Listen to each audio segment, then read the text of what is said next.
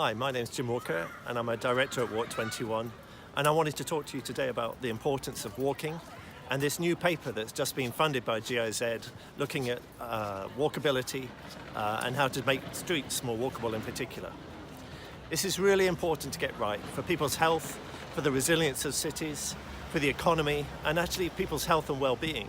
And so that ticks so many of the Sustainable Development Goals, and these are the goals that we're really trying to translate for cities to actually deliver things that are meaningful to impact people's lives. So this paper, we're looking at just on 4 sides, the 8 steps that will be really helpful for any country or any city, a community of any size to follow to actually make sure that they're really improving on the quality of everyday lives of people on foot. And of course we have to remember in many countries, people are walking because they have to, not just because they want to or they enjoy it. We look around these streets here and you can see beautiful designs. There's wonderful places in Germany here where it feels so green, nice wide footpaths, and really well-kept streets as well.